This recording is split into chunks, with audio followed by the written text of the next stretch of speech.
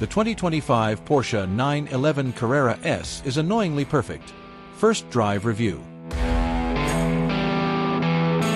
The Carrera S has become so superlative that it's no longer the boring choice. Carrera is an evocative word, Spanish for race. Once upon a time, Porsche reserved that term for its most hardcore sports cars, ones that required specialist knowledge to operate. Famously, the Furman 4Cam in the original 1955 Porsche 356A Carrera was essentially a race engine that would shake itself to death thanks to an astronomical, for 1955, 7,000 RPM redline. Legend says a complete rebuild took around 150 hours of labor. Truly metal as fuck. The facelift 992.2911 Carrera S has none of that DNA. Frankly, nor have most Carreras since the 2.7 and 3.0 Carrera RS. Carrera is now a byword for the comfiest, most common 911, the boring choice. But since the first turbocharged 991.2 generation, the 911 Carrera has become something of a stealthy performance weapon, especially the middle child S and top-shelf GTS models. With almost 500 horsepower and a few tricks borrowed from the previous GTS, it begs the question: is the 992.2 Carrera S all the 911 you ever need? In practice, the Carrera S is essentially a continuation of the previous GTS. The new S inherits the previous model's 473 horsepower 3.0-liter flat-six engine, 408mm front and 380mm rear brakes, and your choice of the standard Porsche Active Suspension Management, PASM, or PSM Sport, essentially old GTS dampers. Even then, Porsche completely retuned those old parts. The now standard dampers have a broader range of stiffness, while Porsche's Torque Vectoring Plus now comes standard. The big downer? No more 7-speed manual, for now, at least. Your only path into a manual Carrera is with a T. Porsche says the flat-six is fundamentally upgraded to make the same amount of power as the old GTS while simultaneously reducing emissions.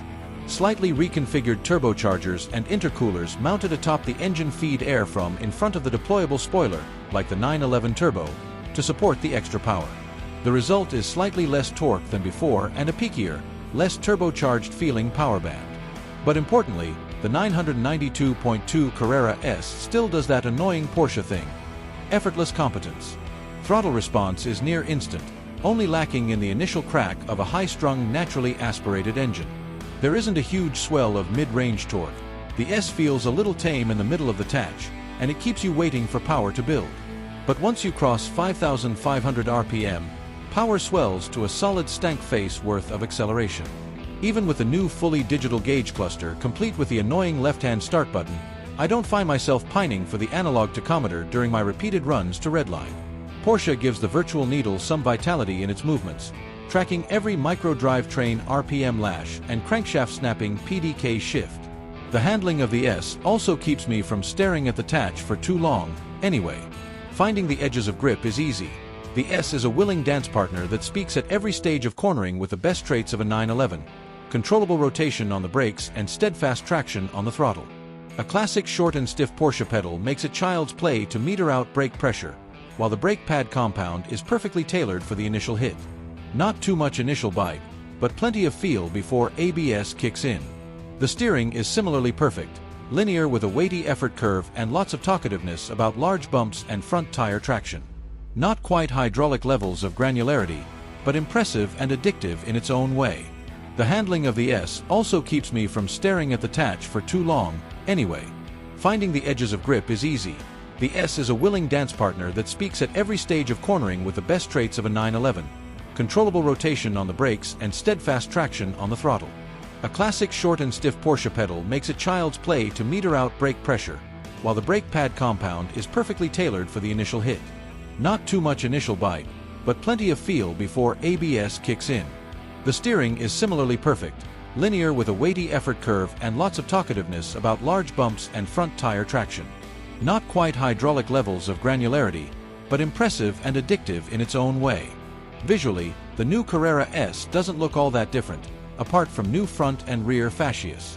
But it can be optioned with exclusive manufacturer and Sonder 1 chassis items, a broad spectrum of standard colors, and more standard leather than ever before.